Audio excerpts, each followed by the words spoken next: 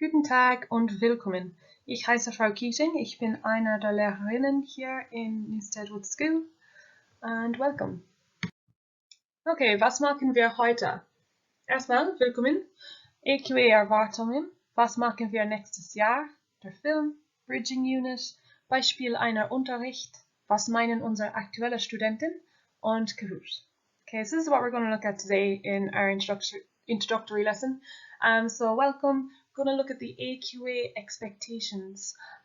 So just to see what we're working towards.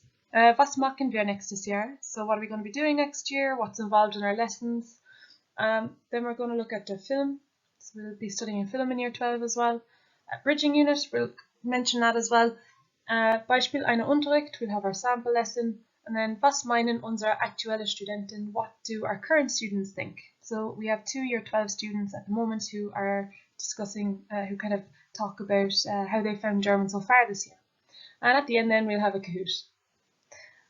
Erstmal, willkommen. So, unsere Klasse sind normalerweise ziemlich klein, aber ich finde, dass das besser für Sprachunterricht ist, weil man mehr diskutieren und lernen kann.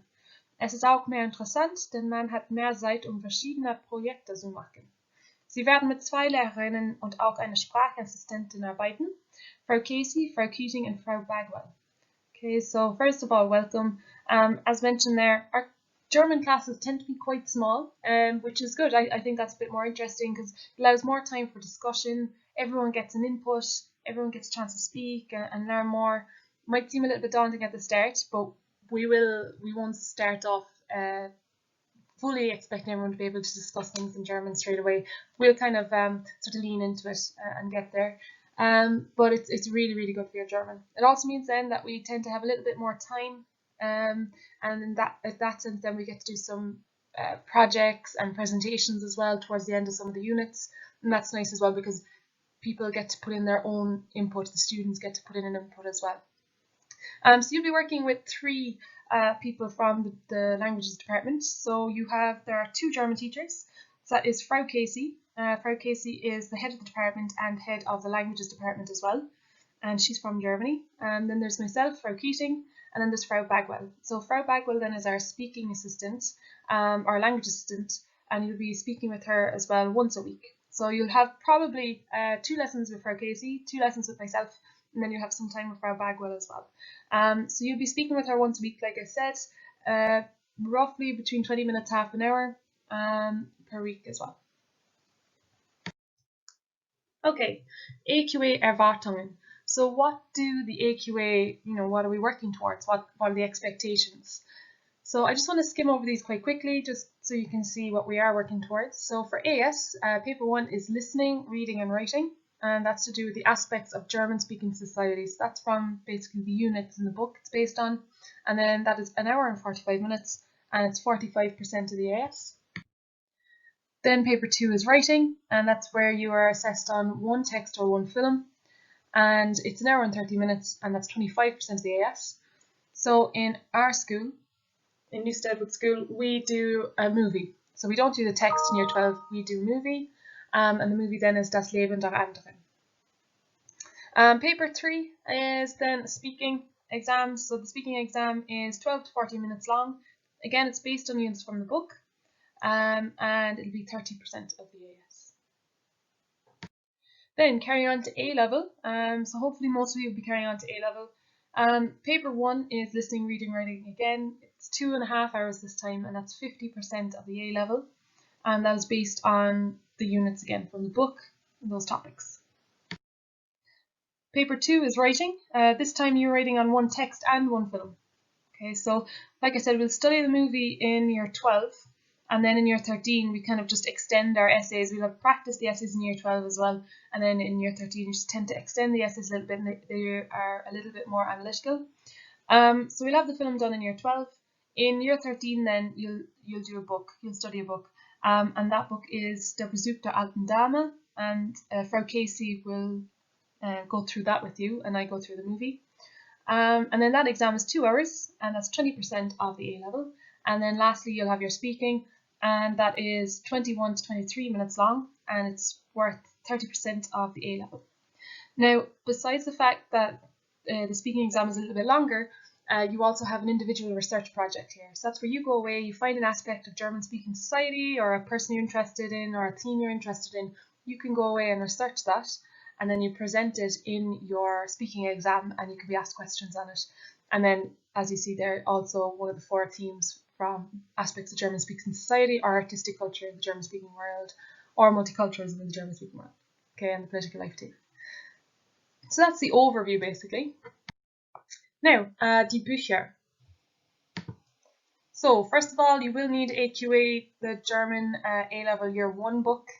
Okay, so this is what we'll be using. This is our main book. You've seen it mentioned in the bridging unit already, so you might have it already. And this is what we'll be using and referring to every day in class.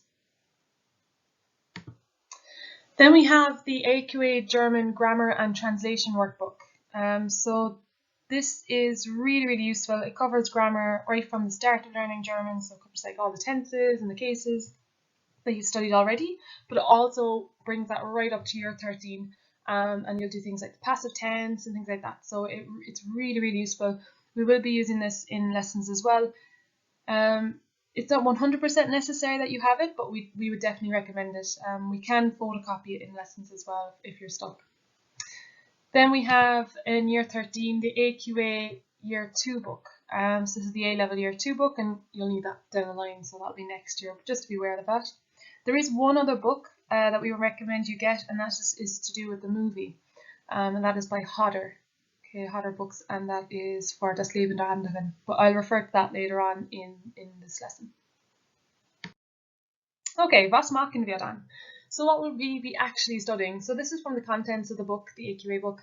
So you see there we have Unit 1 is Familie im Wandel. We're talking about the different relationships, the different family types, and different partnerships and marriages that there is. Okay.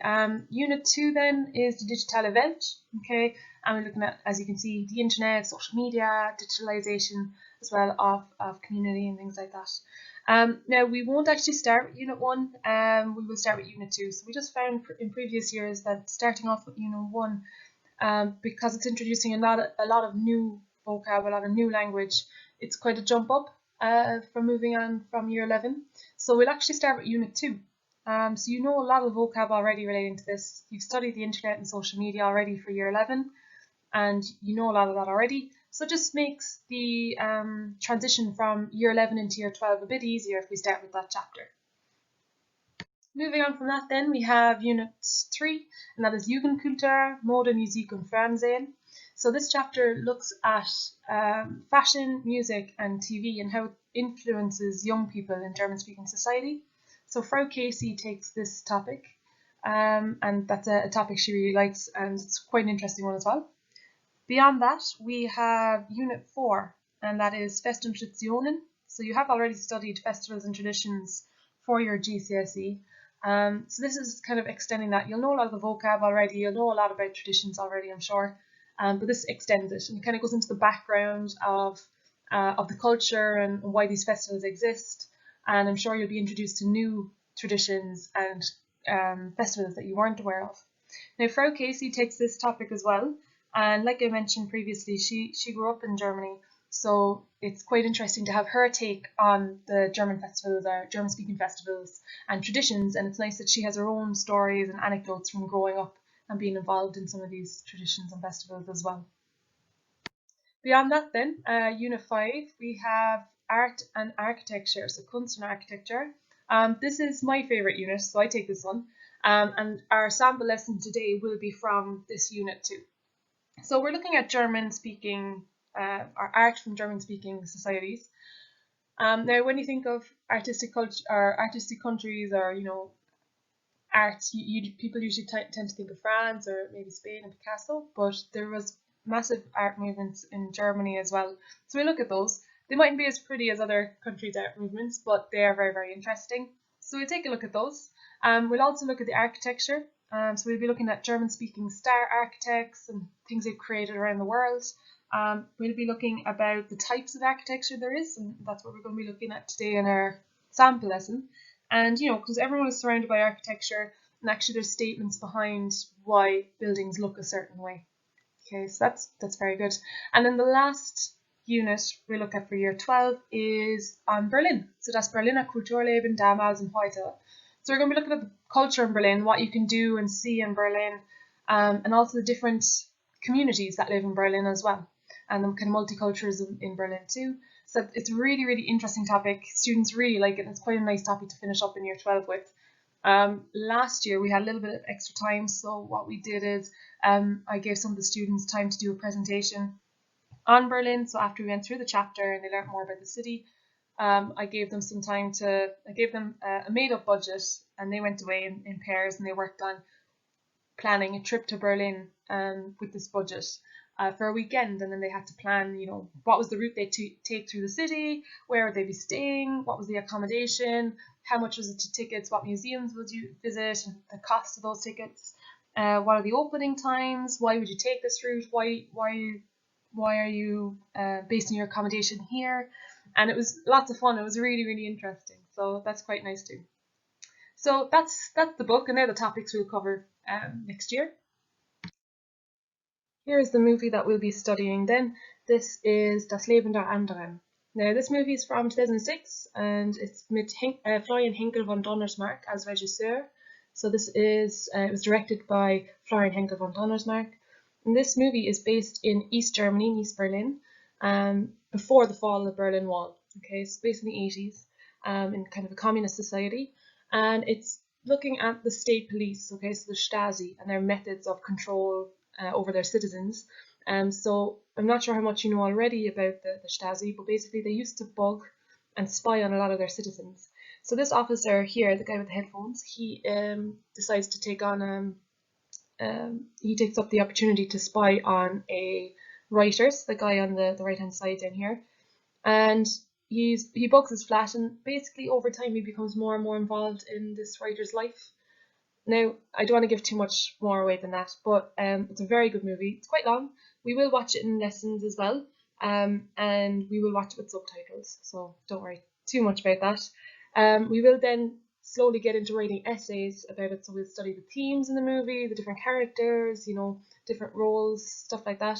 And the book we'll be using is over here on the right hand side, and that's Das Leben der Anderen by Hodder. And you won't need to get that book straight away. We'll be starting the movie probably in November, so you can pick it up at that stage if you want to, but just to let you know. In December then every year as well, we like to go to the BFI German Film Day, and that's a really good day out, and we'll go there as a class. And then you get to watch different types of German movies. You learn to you listen to different lecturers talking about different German filming styles, different movies, different techniques. We learn about a lot of cinematography through German, and we get notes on different movies as well. So it's a really, really good day. There's other schools there as well, and it's nice to hear their take on different films too. So that will be in December, hopefully. Herein. Hände unter die Schenkelflächen nach unten. Was haben Sie uns zu erzählen? Ich habe nichts getan. Wenn Sie wissen wollen, ob jemand schuldig ist, gibt es kein besseres Mittel, als ihn zu befragen, bis er nicht mehr kann. Schildern Sie mir noch einmal, wie Sie den 28. Bei Verhören arbeiten Sie mit Feinden des Sozialismus. Wenn Sie uns den Namen nicht nennen, muss ich noch heute Nacht Ihre Frau verhaften lassen. Wollen Sie das? In einem System der Angst. Georg Dreimann, der Dichter. Für ihn ist die DDR das schönste Land der Welt. Ich will ihn überwachen lassen.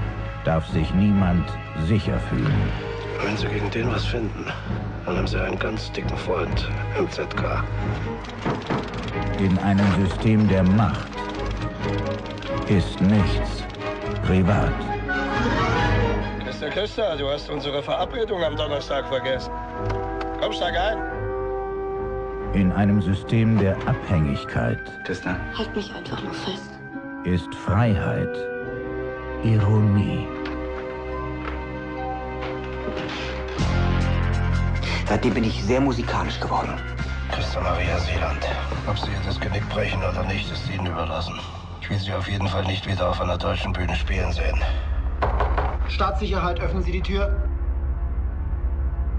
Frecheisen. Was ist denn los, Genossen? Wir haben den Befehl, Ihre Wohnung zu durchsuchen. Was muss geschehen, damit du dem System widerstehst? Zeit für bittere Wahrheiten. Irgendetwas gefällt mir da nicht. Frau Seeland. Kennen wir uns? Sie kennen mich nicht, aber ich kenne Sie.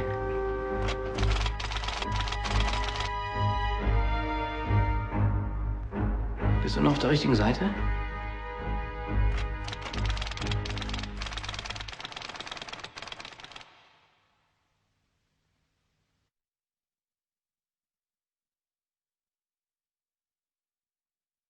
Okay, now we're on to the bridging unit. Now you all have the bridging unit at this stage, and hopefully you're working through it.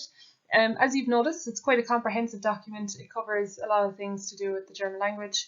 So don't worry about it too much. Obviously do your best. And this is just to see what level everyone is at. Because everyone will be at different levels starting in September, whether they've forgotten a bit from their GCSE or maybe they've covered different things, like slightly different things with different teachers. So using the bridging unit, myself and Frau Casey, we review what you've done and we will then kind of decide what we need to revise in September. Now we will be doing revision regardless in September anyway, just to make sure that everyone's on the same level, but the bridging unit helps inform us what areas might need a bit more revision compared to others. For us then, the presentations are where you can really show off your knowledge of German, where you have to write a little piece about either German artist or architect, and as well, sorry, I should say, I think it was a German musician. So those kind of presentations or little essays are the parts that we really look forward to marking, because every year people produce really interesting work and they kind of bring forward some interesting research and stuff. So that's something that's quite nice. So, and like I said there, that's a real opportunity for you to show off your German language. Okay, so here we have our sample lesson to begin, so you can just pause when you need to. Okay, welche Stilrichtung?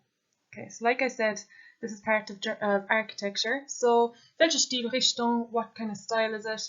So, wir haben gotischer, romanischer, Barock, Rococo, Renaissance und Klassik. Okay, so some of you might know this already.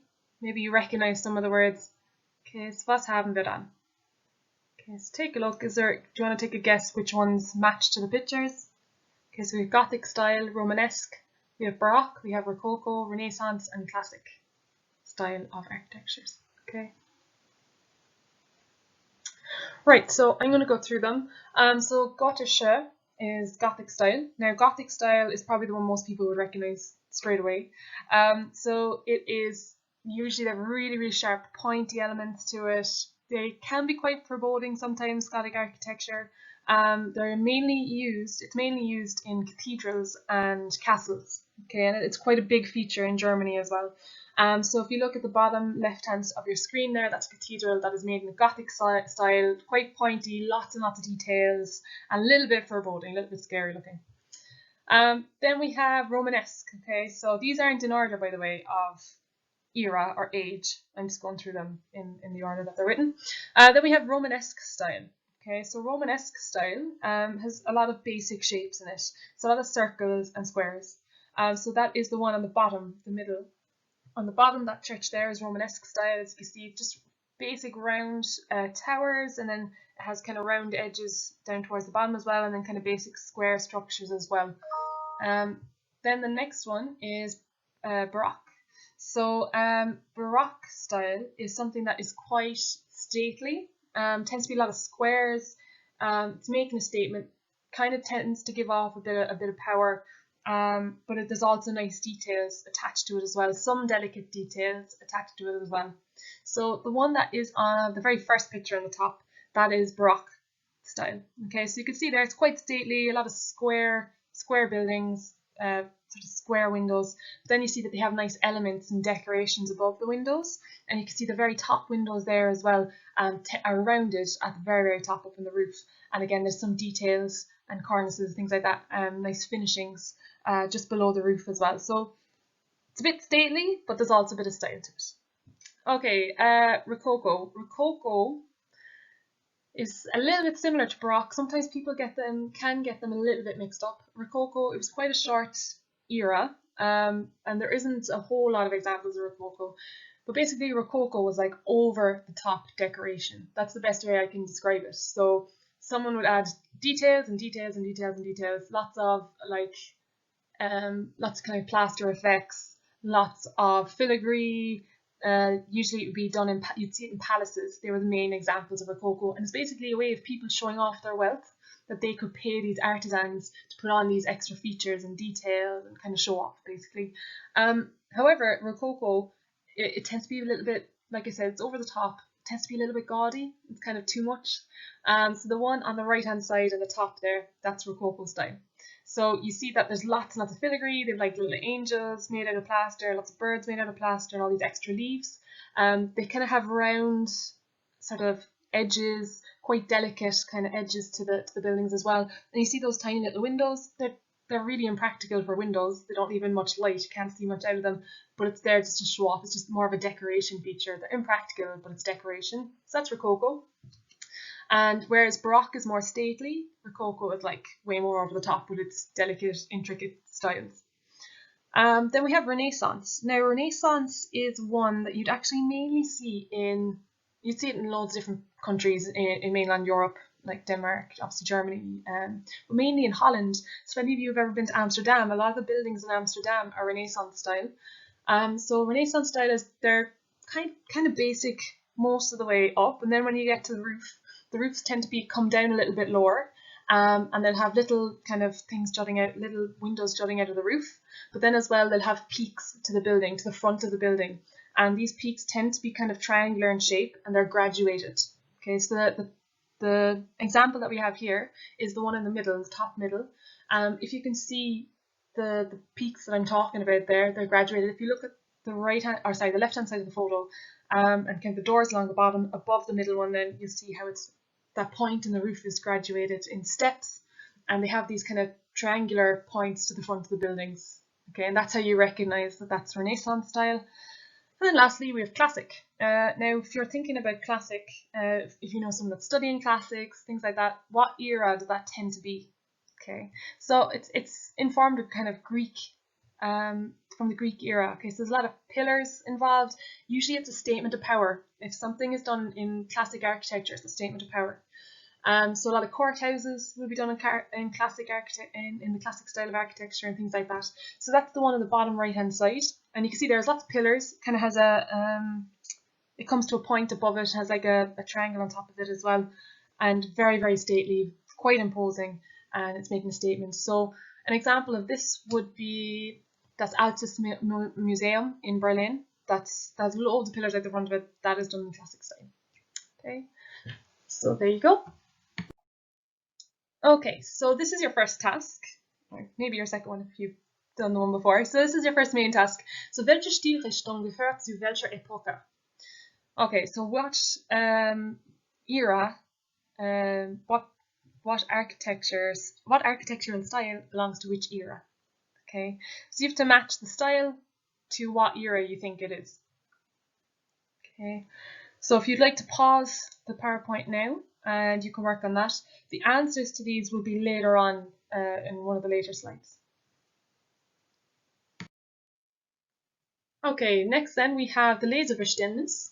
This Leseverständnis comprehension is based on the globalization of architecture. It's to do with German-speaking star architects, what they've built around the world, but also different architectural pieces that are based in Germany as well.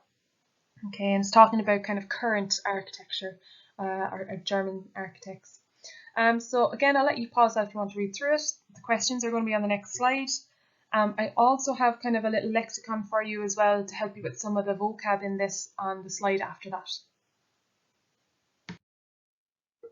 Okay, so here are your questions. I have a little kind of box there to help you with that. So you just have to write richtig, falsch oder nicht angegeben. Okay, so true, false, or not given. Okay, not in text, basically. It also mentions to correct the false sentences. Okay, so I think there is one you would need to correct. Again, the answers to this will be on a later slide. Here's the vocab you may need to help you with the comprehension from 2 slides ago. So again, if you want to pause this or screenshot it, you can, to help you when you're going back to do the comprehension. Okay, next then is kind of testimonials from aktuelle Studenten. So we have some videos or testimonials from current Year 12 students that have just finished up in Year 12, and they're kind of talking about how they found German in Year 12 so far. Hi, I'm Eloise and I'm a current German student, also studying history and politics. I've really enjoyed studying German this year. I think that the GCSE German topics often seem quite boring and useless for real conversation with German speakers, but in Year 12 this really changes and there's a definite shift towards learning about the German culture and obviously the relevant vocabulary for that. Particularly there's a bigger focus on the history and German society. For example, this year we studied Berlin as a topic, which included learning about the history there, the current kind of tourism industry there, and the diversity of the city, which was a really interesting topic. I also know that next year we study a lot about politics and the EU and immigration in Germany, which I'm really, really excited for. The topics which you start with in Year 12 as well are kind of just extensions of the GCSE ones, which definitely helps kind of ease your way into the A-levels, so you're not launched with anything too new too quickly. Das Leben der Anderen, which is the film that we study for A-level, was also really interesting, not only because it was a really great experience learning about a film in a different language, but also because of the history of the film and kind of where it was set, which was in East Berlin in the 1980s with communism, the Cold War, and I think that was really, really interesting to learn about. In A-level, the lessons are definitely quite different to GCSE. They're obviously a lot smaller, but also a lot more discussion-based, but this really helps develop your speaking skills and your listening skills, which is something that kind of isn't really developed as much in GCSE, I found. We also have a weekly session with Frau Bagwell, who's the language assistant for German, and you speak with her about just topics that you're learning at the moment, or about you do an oral card together, which is really great for developing exam technique. So yeah, good luck with your GCSE results, and I hope that you choose German for A-level. Hello everyone, I hope you're enjoying your German taster session so far. German is a really great subject to take at A-level, and the languages department in general at Newstead is really great, so I promise you're in safe hands for the whole course. I have really enjoyed German in Year 12 so far, and I think my favourite thing has been the incredible breadth of topics you study, ranging from fashion to families to Berlin, and everything is very current and up to date within the world, within German and German-speaking countries, so it's genuinely interesting to learn about. Another highlight has been the film, Das Leben der Anderen. At first, the thought of analysing a film in general really scared me, let alone a film in German. But part of the reason why it's actually a lot better than it sounds is because the film itself is genuinely amazing. Like, I really enjoyed watching it. And the more you do it, the more practice you have at writing essays, you actually learn to really enjoy writing, and because it's such a good film, it's quite a pleasure to be able to write about it. If I have any advice for studying German in Year 12, I think my main thing would be get on top of learning vocab. Obviously, there's many aspects of learning a language, and vocab is just a small part, but it's very difficult, especially in the lessons, to kind of keep on top of everything that's going on if you just don't have that basic vocab, if you haven't learned it because you're struggling to just understand the basic text. So that'd be my main advice. But yeah, German is really great, and I really hope you enjoy the course and enjoy it here at Newstead.